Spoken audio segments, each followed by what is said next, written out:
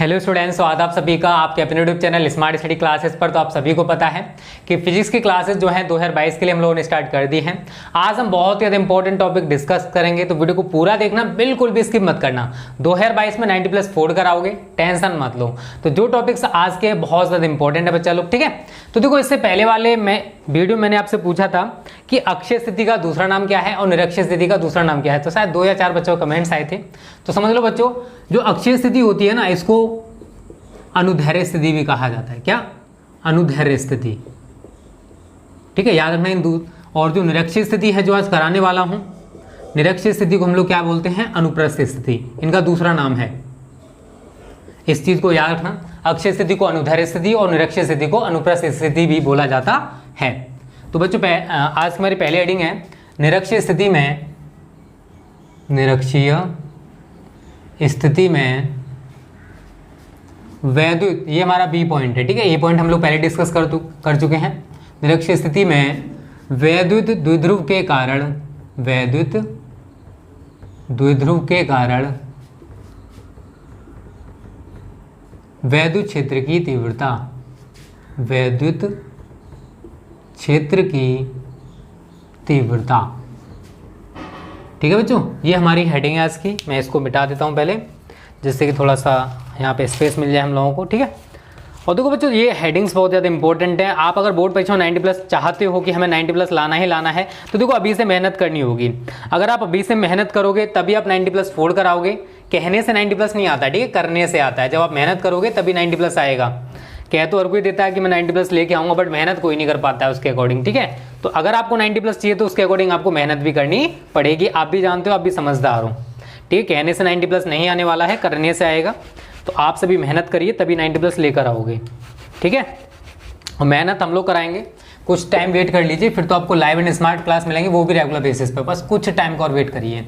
थोड़ा यहाँ पर अलीगढ़ में लॉकडाउन है, ठीक है। अभी तो खैर हट चुका है हर जगह से। जहाँ पर देखो, मुझे नहीं पता हर जगह से हटा नहीं हटा, बट यूपी में बहुत सारी जगह यहाँ से हट चुका है। तो इंग्लिश में बोलते हैं इसको intensity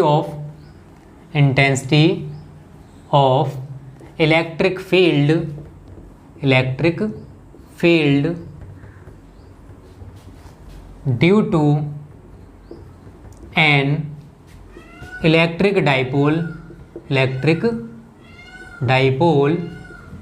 in broadside on position. इसको इंग्लिश में इस तरीके से बोला जाता है, ठीक है बच्चा। तो हिंदी के साथ इंग्लिश भी जरूरी है बच्चों। आगे जाके जो भी आप तैयारी करोगे, कुछ भी करोगे, तो इंग्लिश की आपको बहुत ज़्यादा जरूरत पड़ेगी। इसी वजह से अभी से प्रैक्टिस डाल लो, अभी से आदत डाल लो इंग्लिश की तैयारी करने की, ठीक है। तो बच्चों, इसके लिए सबसे ज़्यादा जरूरी है डायग्राम। अगर आपने डायग्राम सही तरह समझ लिया तो डेरिवेशन में आपको ज़्यादा दिक्कत नहीं होने वाली है। डायग्राम मैं समझा दूंगा, टेंशन मत लो। तो आप सभी को पता है यार, एक इलेक्ट्रिक डाइपोल होता है। मैं यहाँ पर डायग्राम बना रहा हूँ, आप सभी जानते हो इलेक्ट्रिक डाइपोल के बारे में। इससे पहले वाली वीडियो मैंने आपको बताया था। तो ये हमारा बच्चों इलेक्ट्रिक डाइपोल, जिसको नाम दे रहा हूँ मैं AB। ये -Q और +Q आवेशों से मिलकर बना हुआ है, ठीक है। तो मैंने बोला था यार, आप सभी को पहले ही बताया था कि अगर मैं बीच में इसका मध्य बिंदु O मान लूँ और आपसे पूछूं, ये टोटल डिस्टेंस आप सभी को पता है बच्चा 2L होता है। तो अगर मैं पूछूं यहाँ से यहाँ तक का डिस्टेंस कितना और यहाँ से यहाँ तक, ये मध्य बिंदु है, तो ये डिस्टेंस हम लोग L मानेंगे। और ये भी डिस्टेंस बच्चों बचा हुआ क्या हो जाएगा? L + L क्या होगा? अरे 2L होगा मेरे दोस्त, इंटर में पढ़ रहे हो, ठीक है। तो इसका जो मध्य बिंदु O है, इसके लंबवतक पर, ये लंबवतक होगा या निरक्ष कह सकते हो, लंबवतक पर r दूरी पर कोई बिंदु P है, ठीक है। यहां से एक सीधी लाइन में खींच दे रहा हूं, ये r दूरी है और यहां पर कोई बिंदु P है, जहां पर हमें परिणामी वैद्युत क्षेत्र की तीव्रता ज्ञात करनी है। सही तरह समझना, एक एक पॉइंट समझाऊंगा। -Q +Q है, तो +Q आवेश के कारण बिंदु P पर वैद्युत क्षेत्र की तीव्रता E1 है। कितनी होगी बच्चों? E1। तो मैं ऐसे करके इस लाइन को मिला दूंगा इससे, ठीक है।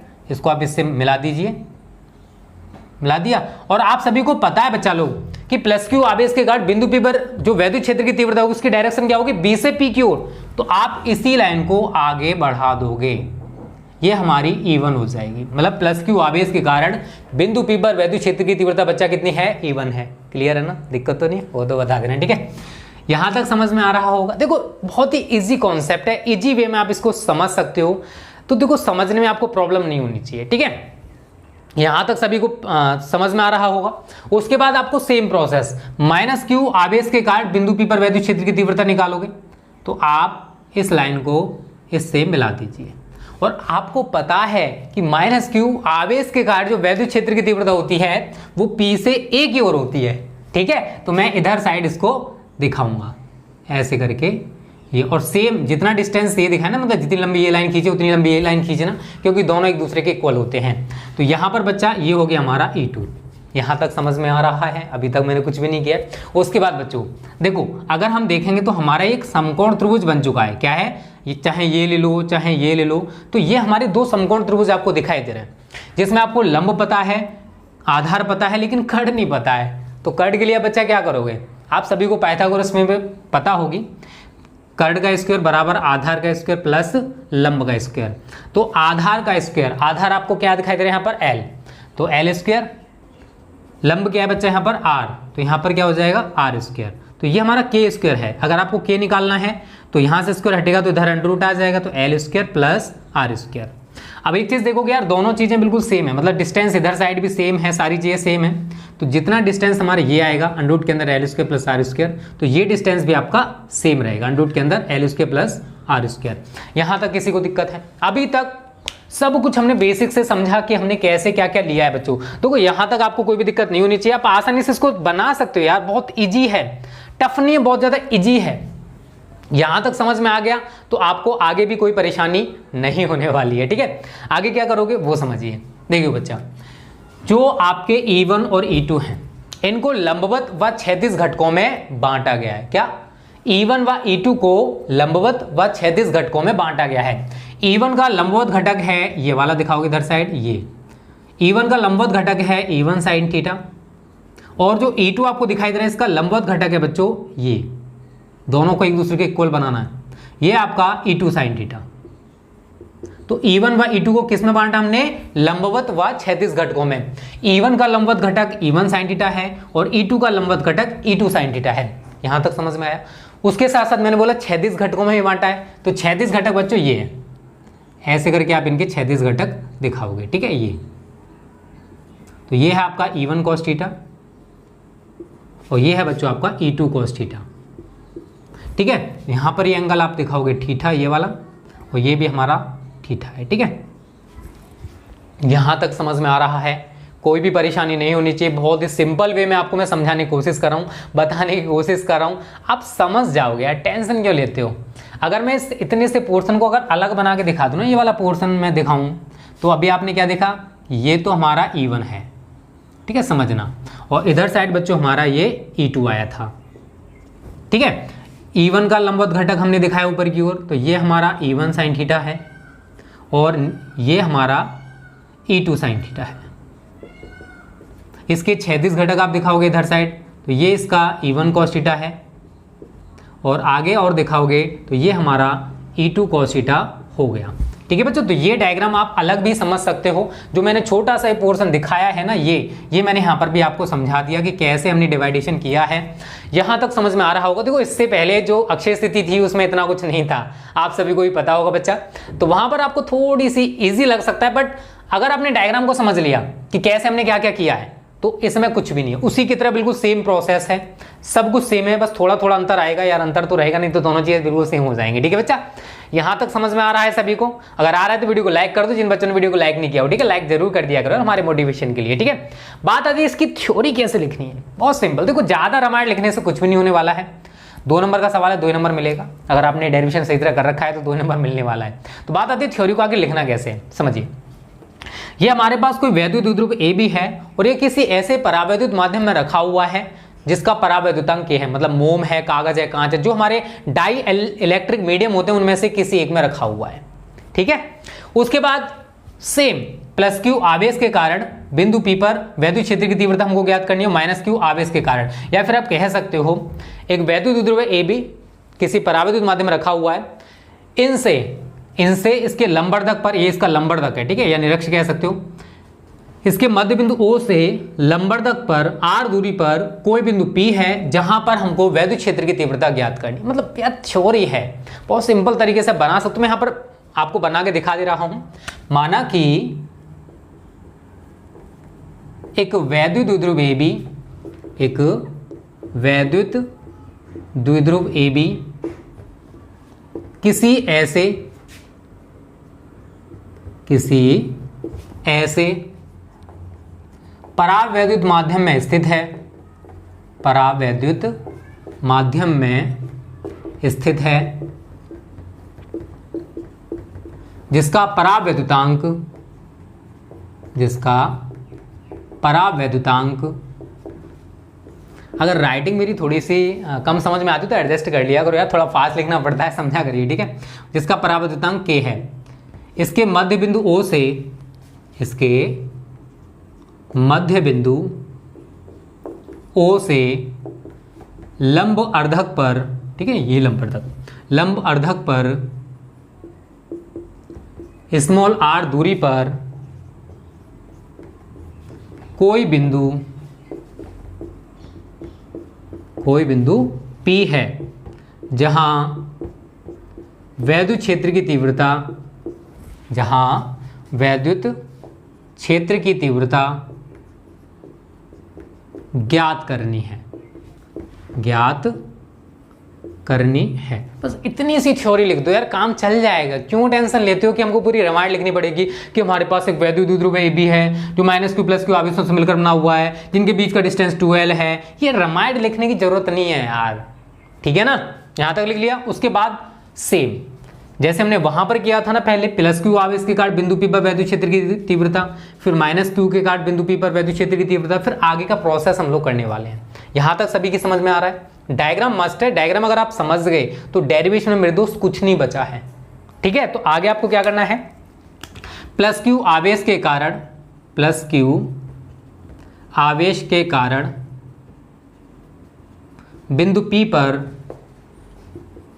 वैद्युत क्षेत्र की तीव्रता,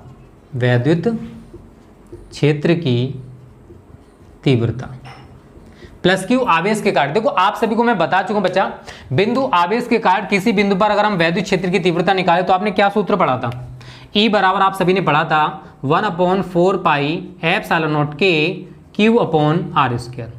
अरे सभी को पता होगा, ये डेरिवेशन छोटा सा था, बड़ा प्यारा सा, सभी को इतना तो पता होगा। तो हम इसी को मेरे दोस्त यूज करने वाले हैं।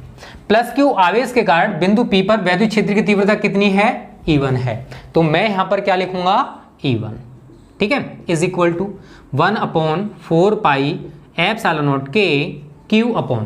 डिस्टेंस बताइए, B से P तक का डिस्टेंस क्या है, ये डिस्टेंस है, तो मैं यहाँ डिस्टेंस लिखूंगा √ के अंदर L² + R² या R² + L² भी लिख सकते हो, चलेगा, ठीक है, का होल स्क्वायर, ठीक है, R² है ना, तो का होल स्क्वायर।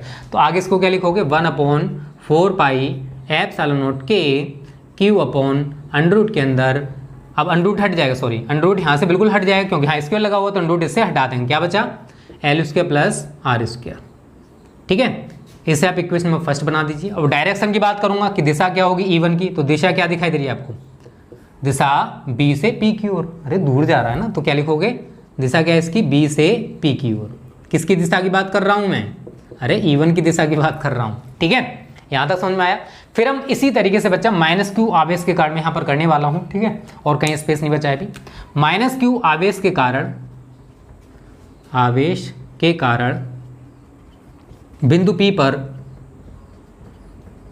वैद्युत क्षेत्र की तीव्रता,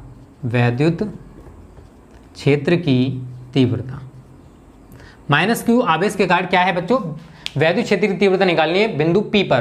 तो भैया सेम करना है, जरा देखिए, -q आवेश के कारण इस बिंदु P पर वैद्युत क्षेत्र की तीव्रता कितनी है, E2 है ना, तो यहां पर क्या लिखोगे, E2 बराबर 1/4πε0K Q/।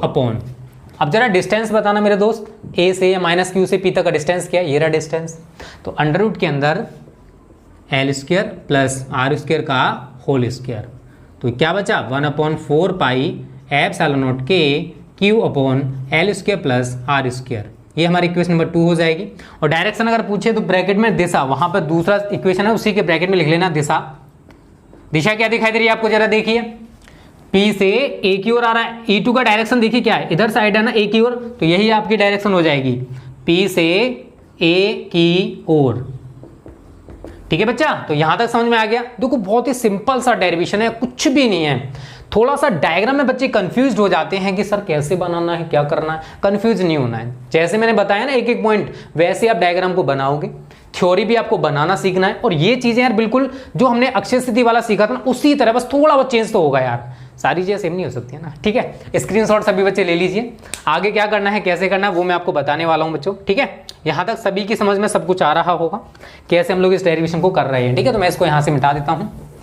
आगे बच्चों क्या लिखेंगे, तो E1 व E2 को लंबवत व क्षैतिज घटकों में बांटा गया है। ठीक है, E1 व E2 के लंबवत घटक क्रमशः E1 sin थीटा व E2 sin थीटा है, तथा क्षैतिज घटक E1 cos थीटा व E2 cos थीटा है। लंबवत घटक जो है बच्चों देखिए जरा, परिमाण में बराबर, दिशा में विपरीत हैं तथा एक ही क्रिया रेखा पर कार्य कर रहे हैं, इसलिए क्या करेंगे, एक दूसरे को निरस्त कर देंगे, खत्म कर देंगे। तो परिणामी वैद्युत क्षेत्र की तीव्रता किसके कारण होगी बच्चों, परिणामी वैद्युत क्षेत्र की तीव्रता इनके जो क्षैतिज घटक हैं उनके कारण होगी। ठीक है ना, चलिए क्या करना है, कैसे लिखना है वो मैं आपको बता दूं बच्चों। E2 ये, अब यहां पर क्या लिखोगे, यहां लिखोगे E1 व E2 को लंबवत व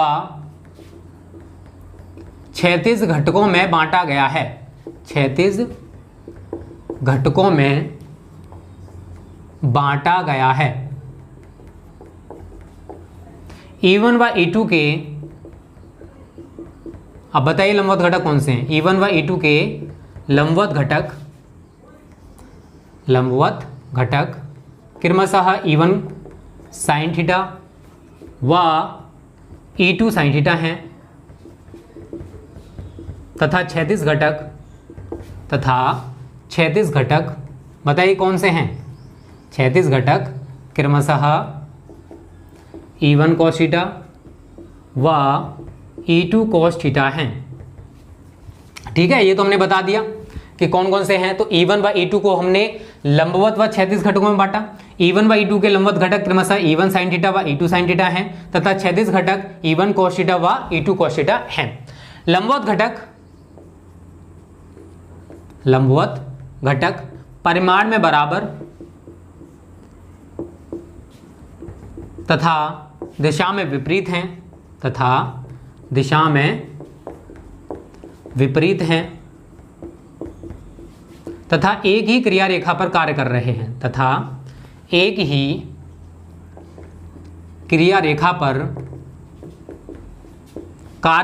हैं, आप ये थ्योरी एक्सेप्शनल लिख भी सकते हो, और यहाँ पर थोड़ा सा बता देना कि हमने इनको कैसे कैसे बांटा है, उसके बाद चल जाए, कोई दिक्कत नहीं। अगर आपको लग रहा हो कि इतनी सारी थ्योरी है, अगर आप बोर्ड की कॉपी पर इस थ्योरी को लिखोगे ना तो 2 या 3 लाइनें पूरी खत्म हो जाएगी। ठीक है, रेखा पर कार्य कर रहे हैं, इसलिए ये एक दूसरे को निरस्त कर देंगे, इसलिए परिणामी वैद्युत क्षेत्र की तीव्रता, किसके कारण होगी बताइए जरा, जब वो जो लंबवत घटक है वो कैंसिल हो चुके हैं तो किसके कारण होगी, क्षैतिज घटकों के कारण। इसलिए परिणामी वैद्युत क्षेत्र की तीव्रता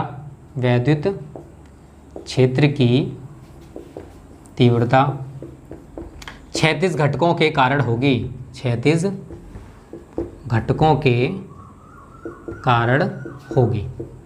ठीक है बच्चों, यहां तक समझ में आ रहा है सभी के।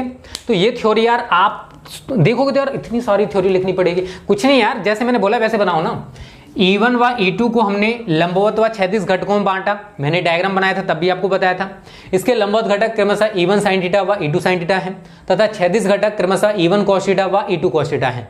जो लंबवत घटक आप देख रहे हो E1 sin थीटा और E2 sin थीटा, ये परिमाण में बराबर है। आपको कि सर कैसे बराबर E1 और E2, बच्चा अभी मैंने आपको कुछ देर पहले E1 और E2 की वैल्यूज निकाल के दिखाई थी, तो दोनों एक दूसरे के इक्वल आ रही हैं। आप देखना पीछे, दोनों एक दूसरे के इक्वल हैं, तो E1 का मान E2 के इक्वल हो गया, sin थीटा के इक्वल है, और ये एक ही क्रिया रेखा पर भी कार्य कर रहे हैं। देखो जरा, ये एक ही सीधी रेखा खींच दोगे तो एक ऊपर की ओर खींच रहा है, दूसरा नीचे की ओर खींच रहा है, दोनों परिमाण में बराबर है, दोनों के पास बल कैसा है, बराबर है। तो क्या होगा, ये दोनों एक दूसरे को खत्म कर देंगे, नष्ट कर देंगे। तो जो परिणामी वैद्युत क्षेत्र की तीव्रता होगी किसके कारण होगी बच्चा, ये जो क्षैतिज घटक है ना इनके कारण। ठीक है ना, क्लियर है ना। तो मैंने यही थ्योरी लिखी है, इसको एक दो बार पढ़ लेना, समझ में आ जाएगी, डायग्राम समझने की कोशिश करना। इसलिए बिंदु P पर परिणामी वैद्युत क्षेत्र की तीव्रता, वैद्युत क्षेत्र की तीव्रता।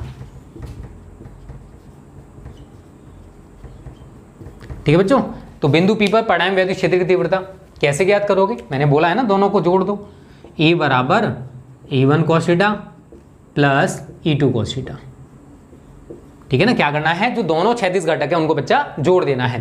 अब आपको यार E1 और E2 के मान तो पता है, हमने पहले निकाल चुके हैं, बट आप कहोगे सर cos थीटा का वैल्यू कैसे निकालें? अरे cos थीटा के बिना कैसे इसको सॉल्व करोगे? तो सबसे पहले cos थीटा आपको फाइंड आउट करना पड़ेगा। तो cos थीटा कैसे निकालोगे? लाल बट्टे कक्का, लाल आधार बट्टे कर्ण। आधार बताइए समकोण त्रिभुज में आधार कौन सा है? ये आधार है, ये कर्ण है, यही तो है। तो L अपॉन अंडर के अंदर L square plus R square. ठीक है बच्चों, ये हमारा cos थीटा निकल के आ चुका। अब आपके पास सारी वैल्यूज हैं। अब आपको केवल देखो मैथ्स आपको आता है, आपको केवल मैथ्स और अपना दिमाग यूज करना है। डेरिवेशन तो मेरे अकॉर्डिंग यहाँ पे समाप्त हो चुका है। ठीक है, उसके बाद तो आपको केवल अपना दिमाग यूज करना है कि इसको आगे सॉल्व कैसे करें। कैसे सॉल्व करोगे देखिए जरा, हमको मान किसका निकालना है मेरे दोस्त? E का निकालना है। ठीक है, मैं यहां से हटा दे रहा हूं इसको। E इज इक्वल टू क्या करोगे? E1 अभी हमने कितना निकाला था? E1 हमने निकाला है 1/4 पाई एप्सिलॉन नॉट के Q upon L square plus R square. ठीक है, L square plus R square. उसके बाद cos थीटा हमने कितना निकाला है? L अपॉन अंडर के अंदर L square plus R square plus E2 का मान भी तो मेरे दोस्त सेम आया था, तो E2 की जगह में हम सेम लगाएंगे वैल्यू 1/4 पाई एप्सिलॉन नॉट के Q upon L square plus R square. दिखाई ना दे रहा हो तो जो मैंने बोला है ना वो लिख लेना, इनटू cos थीटा की वैल्यू लगा दो L अपॉन अंडर के अंदर L square plus R square. किसी को दिक्कत नहीं होनी चाहिए। इंटर में पढ़ रहे हो, केवल मैंने वैल्यू पुट की है और कुछ नहीं किया। अभी मैंने केवल E1 cos theta, E2 cos theta, इनकी वैल्यूज लगाई हैं। हमारे पास सारी वैल्यूज अवेलेबल हैं। मैंने cos थीटा का मान लगाया, E1 का मान लगाया, E2 का मान लगाया, और वो मैंने सारी वैल्यू लगा दी, रख दी मैंने वहां पर सारी वैल्यूज। अभी मैंने कुछ भी नहीं किया है, करूंगा तो अब यार स्क्रीनशॉट आप सभी ले लो। थोड़ा डेरिवेशन बड़ा है, ठीक है, आप सभी को थोड़ी सी दिक्कत इसमें हो सकती है। ठीक है ना बच्चा? अब देखो आगे क्या करना है वो समझिए। मैं इसको मिटा दे रहा हूं, आगे बस थोड़ा देखो दिमाग लगाना है। अब डेरिवेशन तो हमारा समाप्त हो चुका है, थोड़ा बड़ा डेरिवेशन है ये। ठीक है ना, चलो अब डायग्राम की जरूरत तो हमको मेरे दोस्त नहीं पढ़ने वाली है। ठीक है, डायग्राम भी मैं टेस्ट कर दे रहा हूँ, आपके समझ में डायग्राम आ गया होगा। फिर भी किसी बच्चे को कोई भी परेशानी है, दिक्कत है, कमेंट करके बता देना। ठीक है, तो कमेंट्स हम पढ़ते सभी के हैं, रिप्लाई नहीं कर पाते, उसके लिए सॉरी, क्योंकि अभी बहुत सारे कमेंट्स आने लगे हैं, क्योंकि 2021 वाले बच्चे हैं, उनके भी बोर्ड एग्जाम्स हो सकते हैं जुलाई के सेकेंड वीक में। अब देखिए बच्चों, कैसे इसको सॉल्व करोगे, कैसे क्या करोगे वो समझिए। देखियो, इंटर में पढ़ रहे हो, मैथ्स आपको आता है, चाहे आप बायो से क्यों ना सही, जो चीज कॉमन है दोनों में देखोगे सेम सेम है सारी चीजें, तो मैं क्या करूंगा, इसको बाहर निकाल लूंगा। यार कॉमन है तो उसको मैं बाहर निकाल सकता हूं ना, तो मैं क्या करूंगा, 1/4 पाई एप्सिलॉन नॉट के Q इंटू L अपॉन, देखो 1/4 पाई एप्सिलॉन नॉट के मैंने यहाँ रख दिया, Q इंटू L मैंने Q इंटू L रख दिया। बट्टे में बच्चा जरा देखना, L square plus R square है, और यहां पर अंडर के अंदर L square plus R square है, मतलब दोनों चीजें सेम है।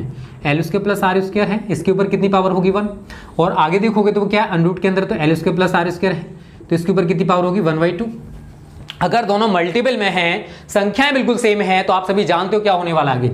इसको बच्चा जब आप सोल्व करोगे, L square plus R square 1 plus 1/2 power जुड़ जाती हैं, आप सभी जानते हो, तो L square plus R square की पावर 3/2। इतना समझ में आ गया ना मैंने क्या किया है। तो मैं यहाँ पर भी सेम करने वाला हूँ, मैं लिखूंगा यहाँ पर L square plus R square की पावर 3/2। तो किसी बच्चे को ये सस्पेंस या कन्फ्यूजन नहीं होना चाहिए आखिर मैंने क्या किया है, मैंने वहाँ पर पूरा समझा दिया है। ठीक है, उसे मैं मिटाऊंगा नहीं, जिससे कि आपको कंफ्यूजन रहे कि 3/2 आखिर आया कहाँ से। देखो बच्चा, L square plus R square के ऊपर 1 पावर है, और L square plus R square इस वाले के ऊपर देखो अंडर लगा हुआ, अंडर का मतलब क्या होता है 1/2 होता है ना, तो ये 1/2 हो गया। पावर्स को जोड़ देते हैं, अगर संख्याएं समान है तो जोड़ोगे तो 3/2 निकल के आएगा। ठीक है, और ब्रैकेट में हमारा क्या बच्चा 1 + 1, क्योंकि यार जब कोई चीज कॉमन ले रहे हो, इसको कॉमन हमने बाहर निकाल लिया, तो इसकी जगह क्या रह गया 1, इसको जब बाहर निकालो तो क्या रह गया 1। ठीक है ना, ऐसे करते हैं इसको। चलिए आगे इसको अब सॉल्व करने की कोशिश करते हैं बच्चा। 1/4 पाई एप्सिलॉन नॉट के Q इंटू L, 1 + 1 2 हो गया, तो Q into 2L upon L square plus R square की पावर 3/2। देखो बच्चा, L is very very very less than R, मतलब L का जो मान है R की अपेक्षा बहुत ज्यादा कम है, इसलिए L स्क्वायर का मान R स्क्वायर की अपेक्षा बहुत ज्यादा कम हो जाएगा। अगर मान के चलिए L का मान कितना है 0.1 है, अगर आप L स्क्वायर निकालोगे तो क्या होगा 0.01, मतलब वैल्यू और ज्यादा छोटी होती जाएगी। तो L का मान R की अपेक्षा बहुत ज्यादा कम है, तो L स्क्वायर का मान R स्क्वायर की अपेक्षा और ज्यादा कम हो जाएगा। अगर R की वैल्यू आप मान के चल रहे हो 2 मान के चल रहे हो, तो R स्क्वायर कितना हो जाएगा 4 हो जाएगा, मतलब R स्क्वायर का मान बढ़ेगा लेकिन L स्क्वायर का मान कम होता जाएगा। तो हम क्या करेंगे, L स्क्वायर को R स्क्वायर के सापेक्ष नगण्य मान लेंगे, इसलिए L स्क्वायर को नगण्य मानने पर L स्क्वायर को आपको क्या करना, नगण्य करना, तो L स्क्वायर बिल्कुल हट जाएगा। तो क्या बचा, A is equal to 1/4 pi epsilon naught के Q into 12 upon L square हट चुका है, तो R स्क्वायर है तो 2 इंटू 3/2 लिख सकते हैं ना।